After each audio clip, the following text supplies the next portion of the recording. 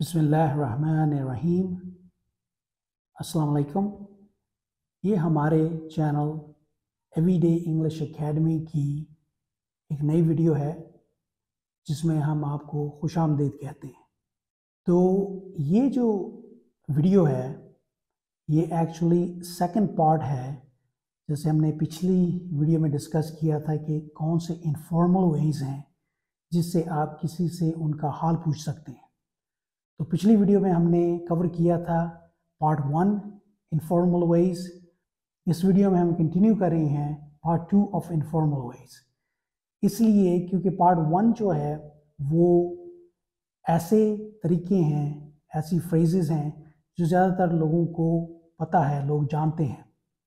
ये जो वीडियो है इसमें जो हम फ्रेजेस आज आपके साथ डिस्कस करेंगे, आपको बताएंगे, वर्ड्स बताएंगे, वो वर्ड्स और फ्रेजेस जो हैं वो इतनी कॉमन नहीं हैं रोज़मर्रा की इंग्लिश में। अमेरिका के बाहर, अमेरिका में अगर आप हैं तो आपको ये रोज़मर्रा में लफ्ज़ बहुत मिलेंगे। जब आप किसी से ग्रीटिंग करते हैं और उनका हाल पूछते हैं तो ये फ्रेजेस जो हैं वहाँ पे अमेरिका में बहुत यूज़ होती हैं।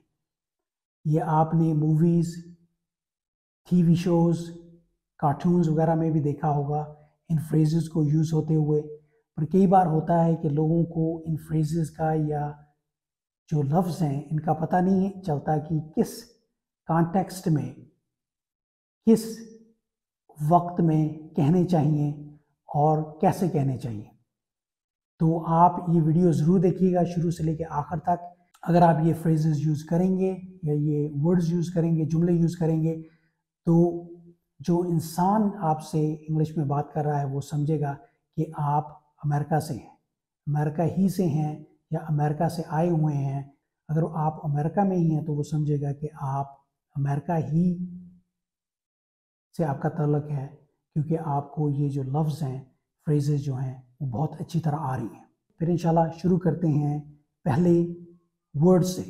यो, आप किसी को कहें यो, तो जैसे मैंने अभी बताया ये इनफॉर्मल तरीके हैं, इनफॉर्मल फ्रेजेस हैं। तो आप अपने किसी दोस्त से या किसी कलीग से या किसी नेबर से या किसी रिलेटिव से बात कर रहे हैं तो आप ये फ्रेजेस और वर्ड्स यूज़ करेंगे। तो पहला जैसे मैंने कहा है वर्ड है वो है यो। यो यो Yo, यो yo, यो yo, यो yo, यो। yo. इसका मतलब यही है कि ये यू का शॉर्ट है। जब आप किसी को यू कहेंगे तो उसका एक तरह के ये शॉर्ट है, तो यू कहने की बजाय यो कहते हैं। पर जब आप यो यूज़ करते हैं तो आपका यही मतलब होता है, आप दूसरे इंसान को मुखातब कर रहे हैं और उस इंसान से बातचीत करने की कोशिश कर रहे हैं, ये शुरू करने की कोशिश कर रहे हैं। जब आपको कोई कह रहा है यो तो आप उस इंसान से बातचीत शुरू कर सकते हैं। तो यो यो जो है वो ग्रीटिंग है अमेरिका में, और नॉर्थ चले जाएं या साउथ में चले जाएं आपको हर जगह पे ये ग्रीटिंग नज़र आएगी। तो आप यो जब किसी से कहते हैं तो आप उनका एक तरह का हाल पूछना शुरू कर देते हैं, तो वो आगे से इंसान आपसे बातचीत करेगा, आपको अपना हाल बताएगा, या आप उससे एक और 2-3 लफ्ज़ पूछ के उसका हाल पूछ सकते हैं। तो ये है ग्रीटिंग पहली जो आपको आनी चाहिए। बहुत आसान ग्रीटिंग है, एक लफ्ज़ है। तो आप किसी को कहेंगे क्या? यो। किसी को ग्रीट कर रहे हैं आप कहेंगे यो यो यो। तो इसकी प्रैक्टिस करें, ये बहुत ही आसान ग्रीटिंग है। अब दूसरा लफ्ज़ जो है वो है हाउडी। Howdy howdy. और ये जो लफ्ज़ है ये ज़्यादातर अमेरिका में साउथ में यूज़ होता है। साउथ की जो रोज़मर्रा की ज़बान है उसमें लोग इसे यूज़ करते हैं। पर अगर आप नॉर्थ में जाएं आपको बहुत लोग नज़र आएंगे जो नॉर्थ में भी इसे यूज़ करते हैं। तो दोनों जगह पे ये अब काफ़ी पॉपुलर है अमेरिका में। तो लफ्ज़ है howdy. Howdy. Howdy. Howdy. Howdy, howdy, howdy. तो इसको भी उन्होंने एक दो लफ्ज़ों को जोड़ के छोटा सा कर दिया है। इसका मतलब है how are you, howdy, Howdy. Howdy. Howdy. Howdy. Howdy. आप किसी को ग्रीट कर रहे हैं, आप किसी को सुबह के वक्त कह सकते हैं, शाम के वक्त कह सकते हैं, दोपहर को कह सकते हैं, howdy, Howdy. Howdy. Howdy. Howdy.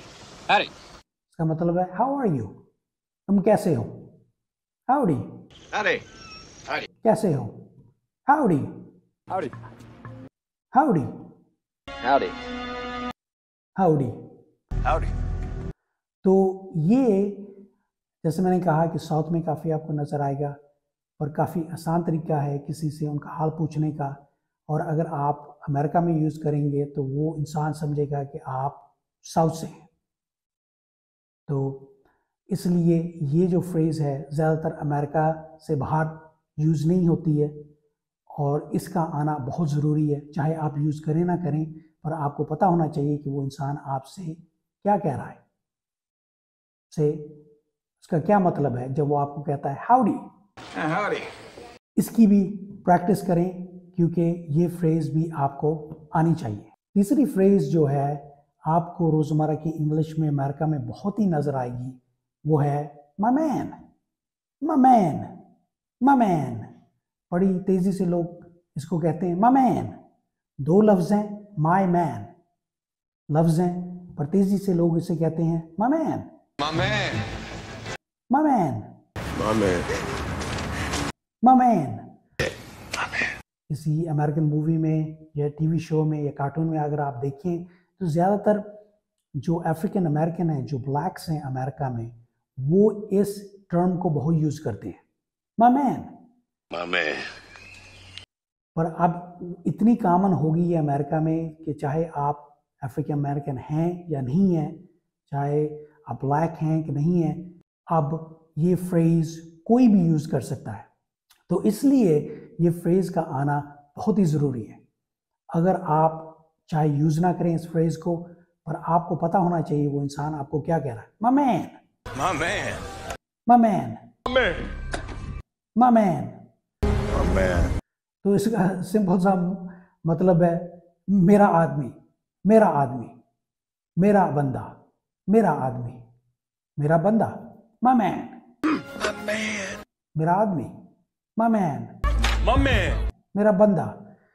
तो पर इसका भी ये मतलब है कि आप किसी से कह रहे हैं कि कैसे हो, कैसे हो, किसी को ग्रीट कर रहे हैं और आप उसका एक तरह का हाल आप पूछेंगे कि तुम कैसे हो। तो ये एक सिंपल सी ग्रीटिंग है, my man, My man. My man. My man. इसके बाद यूजुअली आप किसी मूवी में देखें तो वो कहेंगे what's up, my man, what's up, my man, My man. What's up. तो माय मैन My man. जो है इससे आप ग्रीटिंग शुरू करते हैं, किसी को मुखातब करते हैं रोज़मर्रा की इंग्लिश में अमेरिका में, और बहुत ही पॉपुलर है ये। तो ये जो तरीका है इसको स्टडी करें और मेक श्योर करें कि आप इसी तेज़ी से इसको कहने की कोशिश करें, my man, My man. My man, My man. My man, My man. My man. My man. My man. तो आप किसी को मुखातब करें, my man, My man. My man, My man. और उसके बाद आप उनका हाल चाल पूछ सकते हैं, एक्स्ट्रा लफ्ज़ कह सकते हैं। या माय मैन जब आप कहते हैं तो कई बार दूसरा आदमी समझ जाता है तो वो आपसे फिर आपका हाल पूछता है। तो ये जो फ्रेज़ है, दो लफ्ज़ हैं, इनका आना बहुत ही इंपॉर्टेंट है। चौथा तरीका जो है वो है हाउस ए हैंगिंग, हाउस ए हैंगिंग, हाउस ए हैंगिंग। तो ये भी एक बहुत ही पॉपुलर फ्रेज़ होगी है अमेरिका में, हाउस ए हैंगिंग। आपको अगेन शोज़ में, टीवी शोज़, मूवीज़, कार्टून्स, हर तरह की एंटरटेनमेंट वेन्यूज़ जो हैं उसमें ये आपको नज़र आएगी फ्रेज़। तो इस फ्रेज़ को भी आप समझें, इस फ्रेज़ को स्टडी करें, इस फ्रेज़ को आप तेज़ी से कहें, house A hanging, How's it hanging, Marge? House A hanging, How's it hanging? How's it hanging? How's it hanging? How's it hanging? Yo, how's it hanging? How's it hanging? How's it hanging, fellas? How's it hanging? Hey, How's it hanging? How's it hanging? how's it hanging, Tookie? तो ये भी आपने hanging जो है उसका जी उतार देना है और आपने एन पे जाके उसको रोकना है। तो आपने कहना है How's it hanging? How's it hanging? How's it hanging? Jasmine, how's it hanging? How's it hanging? एन पे आपने जाके रुकना है। तो इसका भी मतलब है कि आप कैसे लटक रहे हो। How's it hanging? What's up, babe? How's it hanging? कैसे लटक रहे हो। How's it hanging? कैसे लटक रही हैं आपकी चीज़ें। तो आप उस इंसान से पूछ रहे हैं कि उनका हाल कैसा है, कि आपकी चीज़ें कैसे लटक रही हैं। How's it hanging? Hey, KK, how's it hanging? How's it hanging? कि चीज़ें कैसे लटक रही हैं। तो इसकी भी स्टडी करें। और अगेन ये फ्रेज़ एक मस्ट है, ये आपको आनी चाहिए। पांचवी फ्रेज़ जो है वो है लॉन्ग टाइम नो सी। लॉन्ग टाइम नो सी। हे लॉन्ग टाइम नो सी। किसी का नाम लेके आप शुरू करते हैं, टॉम, लॉन्ग टाइम नो सी, लॉन्ग टाइम नो सी। तो ये भी आप किसी को ग्रीट करके उनसे उनका हाल पूछ रहे हैं कि अरसा हो गया आपको देखे हुए। Long time no see. Long time no see. एक अरसा हो गया आपको देखे हुए। Long time no see. Long time no see, right? अरसा हो गया तुम्हें देखे हुए। Long time no see. Long time no see. अरसा हो गया तुम्हें देखे हुए। तो आप उससे पूछ रहे हैं कि एक अरसा हो गया है तुम्हें देखे हुए, तो तुम कैसे हो, कैसे हैं तुम्हारी चीज़ें। Long time no see. Long time no see. कैसी हैं तुम्हारी चीज़ें। Long time no see. Long time no see. तो जब ये इंसान किसी को कहता है तो आगे से दूसरा इंसान उसको रिप्लाई कर सकता है कि कैसा हाल है उसका, क्या हो रहा है उसकी ज़िंदगी में, रोज़मर्रा में क्या हो रहा है उसकी ज़िंदगी में। तो आप इसका जवाब दे सकते हैं, या इन टर्न आप उस इंसान को कोई और तरीके से पूछ सकते हैं उनका हाल। तो ये जो फ्रेज़ है इसकी बिल्कुल स्टडी करें, ये आपको बिल्कुल आनी चाहिए। तो ये मुश्किल फ्रेज़ तो नहीं है, पर इसको थोड़ा बहुत रिमेंबर करना ज़रा मुश्किल है, क्योंकि अगर आप रोज़मर्रा में इस फ्रेज़ को यूज़ नहीं कर रहे तो कई बार इंसान भूल जाता है कि इसका क्या मतलब है। So long time no see. Long time no see. Long time no see. अब आपसे कोई पूछे, अमेरिका में हैं आप, यूरोप में हैं, यहाँ पे हैं, कहीं पे भी हों आप, तो अगर किसी अमेरिकन ने आपसे पूछा long time no see, Long time no see. तो आपको पता होना चाहिए कि वो आपका हाल पूछ रहा है। और आप यूजुअली ये फ्रेज़ उस वक्त यूज़ करते हैं जब आप किसी को जानते हैं। तो वो इंसान आपको ऑलरेडी जानता है या पहचानता है, तो वो आपके साथ ये फ्रेज़ यूज़ करेगा, long time no see. Long time no see. पहले से जानता है तो आप कहेगा लॉन्ग टाइम नो सी। तो ये फ्रेज़ भी आप स्टडी करें, बड़ी इंपॉर्टेंट फ्रेज़ है अमेरिका में। छठी फ्रेज़ जो बहुत कॉमन है अमेरिका में वो है what's going on. What's going on. What's going on. आप किसी दोस्त को मिलते हैं, किसी रिलेटिव को मिलते हैं, किसी कलीग को मिलते हैं, आप कहते हैं what's going on. What's going on. What's going on. What's going on? कैसा जा रहा है, क्या हाल है आपका। What's going on? कैसी चीज़ें हैं आपकी। What's going on? Hey man, what's going on? What's going on? तेजी में आप इसको What's going on What's going on? कहते हैं, पर आहिस्ता कहेंगे What's going on। What's going on? तो जी जो है आपको पहले भी बताया है कि वो काट देते हैं, तो ये बन जाएगा What's going on। What's going on? What's going on। What's going on। What's going on? ये क्योंकि इनफॉर्मल है तो जी इसमें यूज़ नहीं होगा। तो ज़्यादातर आप यही देखेंगे, ये फ्रेज़ कोई कहेगा कि What's going on। What's going on, man? Yeah. What's going on। What's going on? What's going on। What's going on। What's going on। What's going on? किसी मिलते हैं, किसी से आप बात करने की शुरू करते हैं, पहले से जानते हैं उसे, आप कहेंगे What's going on। सुबह आप काम पे जा रहे हैं, आप बात शुरू करेंगे कॉलीग से सुबह के वक्त, आप कहेंगे what's going on, What is going on? What's going on, What's going on? What's going on, what's going on. उसका मतलब है कि क्या हो रहा है, क्या क्या चल रहा है। फ्रेज है, ये दोनों तरह से यूज़ हो सकती है, या किसी का हाल पूछने के लिए या किसी से वैसे ही कन्वर्सेशन करने के लिए। What's going on, What's going on? What's going on, What's going on? क्या हो रहा है, व्हाट्स गोइंग ऑन। ये एक ग्रीटिंग भी है और साथ उनका हाल भी पूछ रहे हैं, या ग्रीटिंग है और आप उनसे पूछ रहे हैं कि कैसी चीज़ें जा रही हैं। तो तेज़ी से इसकी भी प्रैक्टिस करें, चाहे आप अगेन खुद यूज़ करें या ना करें, पर आपको पता होना चाहिए कि अगर किसी ने आपसे ऐसे गुफ्तगू शुरू की तो उसका क्या मतलब है और उसको कैसे जवाब देंगे आप।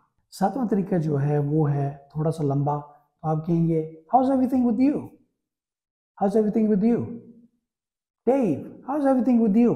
आप किसी का नाम लेके उनसे ये पूछ सकते हैं हाउज एवरीथिंग विद यू।